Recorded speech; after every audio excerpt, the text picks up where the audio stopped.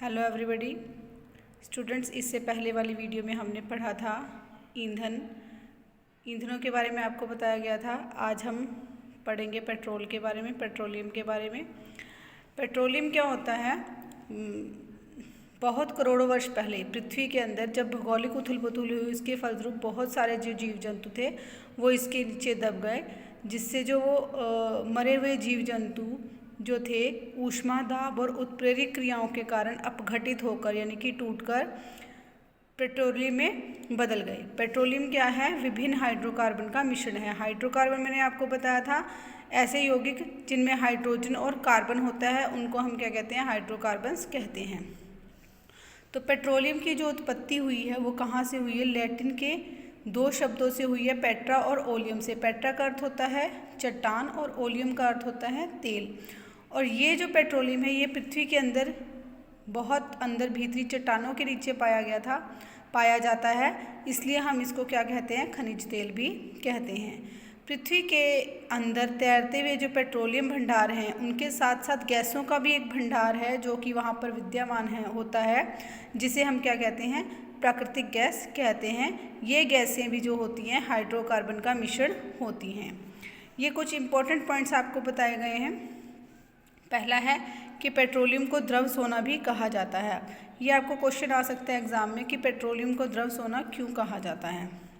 तो जब आज का युग अगर हम देखें तो यहाँ पेट्रोलियम जो है किसी राष्ट्र के लिए सोने से कम नहीं है, क्योंकि जिस राष्ट्र के पास जितना ज़्यादा पेट्रोलियम की है उसे उतना ही ज़्यादा धनवान माना जाता है, उतना ही ज़्यादा विकसित माना जाता है।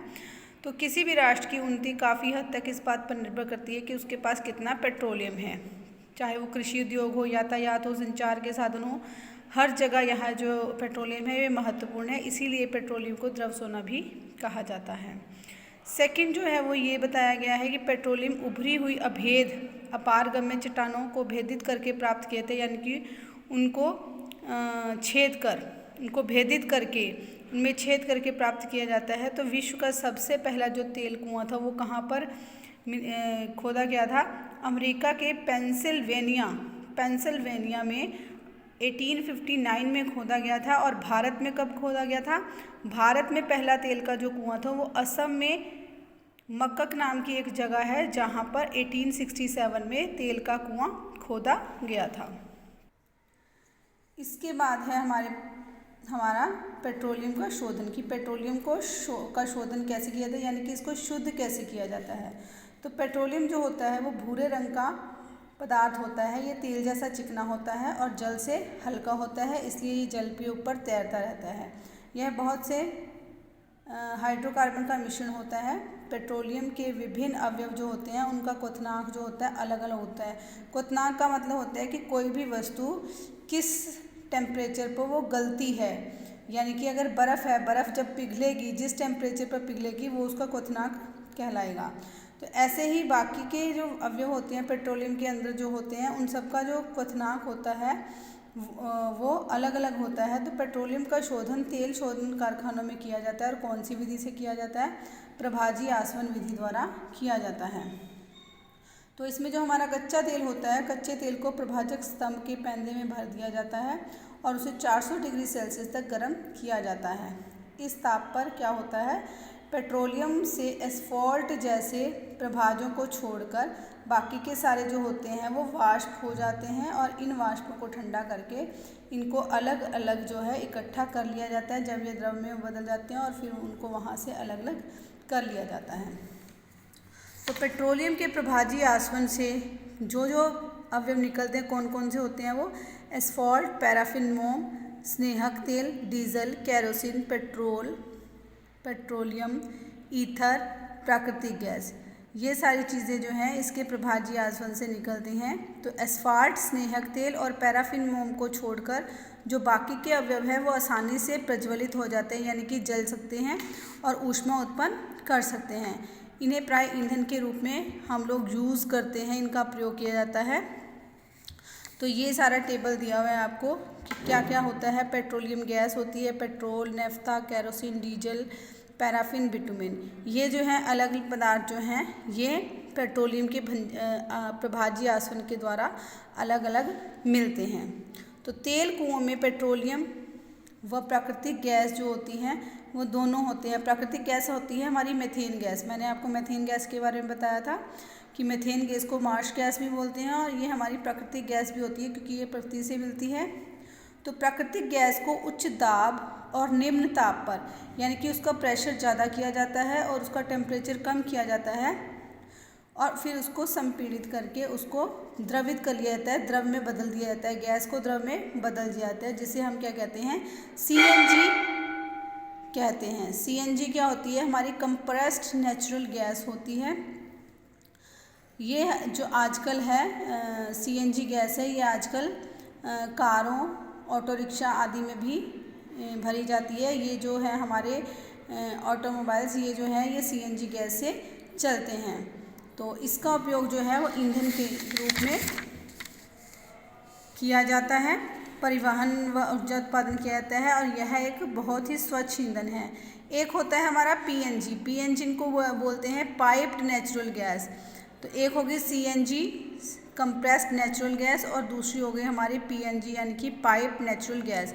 ये भी आपको शॉर्ट फॉर्म में पूछे जा सकते हैं, शॉर्ट फॉर्म देकर आपको इसकी फुल फॉर्म पूछी जा सकती है सीएनजी और पीएनजी की, तो इसको भी आप नोट कर लें।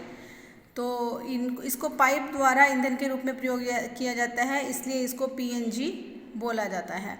तो सीएनजी और पीएनजी को घरों और खानों में सीधा पाइपलाइन द्वारा इसकी आपूर्ति की जाती है।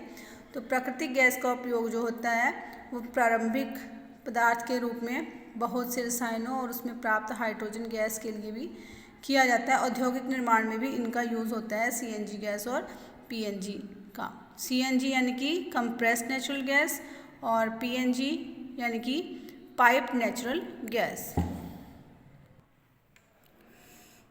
यहाँ पर आपको एक नोट दिया गया है, कुछ और भी जाने। इसमें ये बताया गया है कि द्रवित पेट्रोलियम गैस यानी कि जिसको हम एलपीजी गैस कहते हैं, जिसको जो हमारे घरों में यूज़ होती है, इसके रिसाव का पता लगाने के लिए इसमें एक गंध वाला पदार्थ डाला जाता है ताकि जब इसका रिसाव हो, ये लीकेज हो इसकी, तो हमें पता चल जाए। तो वो गंध वाला पदार्थ कौन सा होता है, एथिल मरकैप्टन जो है C2H5SH, इसमें मिश्रित कर दिया जाता है ताकि अगर इसका लीकेज होती है एलपीजी गैस की तो वो हमें तुरंत पता चल जाए, क्योंकि एलपीजी जो है वो मुख्यतः आइसोब्यूटेन और प्रोपेन गैसों का मिश्रण होता है जिनकी गंध नहीं होती।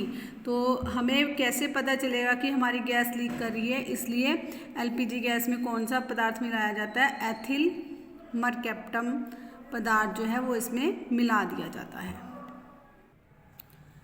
इसके बाद हमारा नेक्स्ट टॉपिक है कोयला। कोयला क्या होता है, आप लोगों ने देखा हुआ है, कोयला काले रंग का छोटे छोटे टुकड़े होते हैं जिनको लोग अपने भट्टियों में भी जलाते हैं।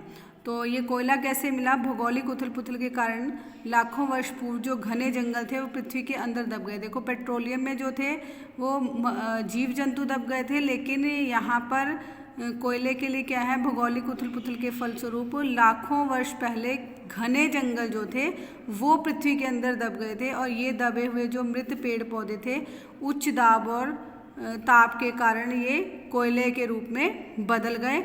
और कोयला क्या है, एक जीवाश्म ईंधन होता है और भारत में इसके भंडार कहाँ कहाँ पाए जाते हैं, बिहार, उड़ीसा, मध्य प्रदेश और पश्चिमी बंगाल में पाए जाते हैं। तो कोयले में अधिकांशतः क्या क्या होता है, कार्बन होता है और थोड़ी मात्रा में इसमें सल्फर होता है और कुछ दाह्य पदार्थ यानी कि जो जलने वाले पदार्थ होते हैं उनको दाह्य पदार्थ बोलते हैं, वो पदार्थ इसमें होते हैं।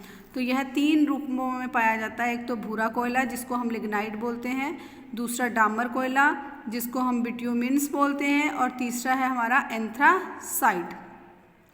तो विभिन्न प्रकार के जो कोयले होते हैं इनमें कार्बन दाह्य पदार्थ यानी कि जो जलने वाले पदार्थ हैं और नमी की मात्रा जो होती है वो अलग अलग होती है। जैसे कि भूरे कोयले यानी कि लिग्नाइट में 38% जो है कार्बन होता है, 19% दाह्य पदार्थ यानी कि जलने वाले पदार्थ और शेष जो 43% है वो क्या होती है, नमी होती है।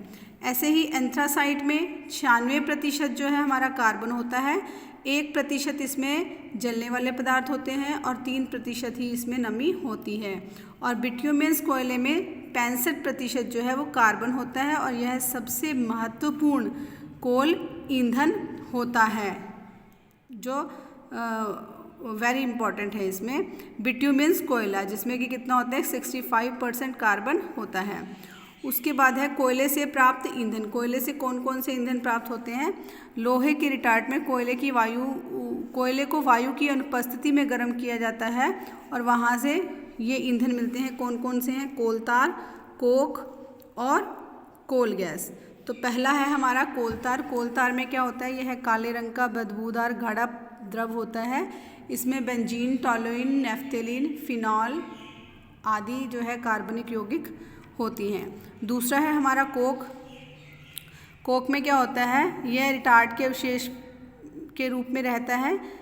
कोक चारकोल की भांति यह बहुत ही अच्छा ईंधन है तथा धुआं रहित ज्वाला के साथ ये जलता है, यानी कि जब ये जलता है तो हमारा जो धुआं है वो उत्पन्न नहीं होता।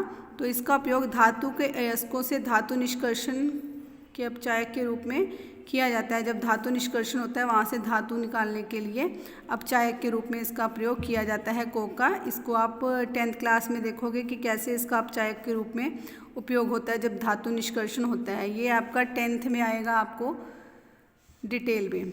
उसके बाद है हमारी कोल गैस। कोल गैस में क्या है? यह hydrogen, carbon monoxide, methane, ethylene, acetylene आदि का मिश्रण होता है। कौन? Coal gas. क्या क्या चीज़ें होती हैं इसमें? Hydrogen, carbon monoxide, methane, ethylene और एसिटिलीन, ये सब का मिश्रण होता है। कोल गैस जो होती है वो ईंधन और प्रदीपक के रूप में प्रयुक्त होती है। गैस में उपस्थित जो असंतृप्त हाइड्रोकार्बन होते हैं, एथिलीन और एसिटिलीन, उनके जलने से प्रकाश उत्पन्न होता है। मैंने आपको बताए थे संतृप्त हाइड्रोकार्बन्स भी और असंतृप्त हाइड्रोकार्बन्स भी। संतृप्त हाइड्रोकार्बन्स वो होते हैं जिनमें हमारे एकल बंध होते हैं और असंतृप्त हाइड्रोकार्बन में होते हैं जिनमें हाइड्रोजन और कार्बन के बीच में एकल बंध के अलावा द्विबंध या त्रिबंध भी होते हैं। ये हम पीछे पढ़ चुके हैं। तो आज बस इतना ही। इससे नेक्स्ट जो है वीडियो में मैं आपको बताऊंगी कि दहन क्या होता है और ज्वलनताप क्या होता है।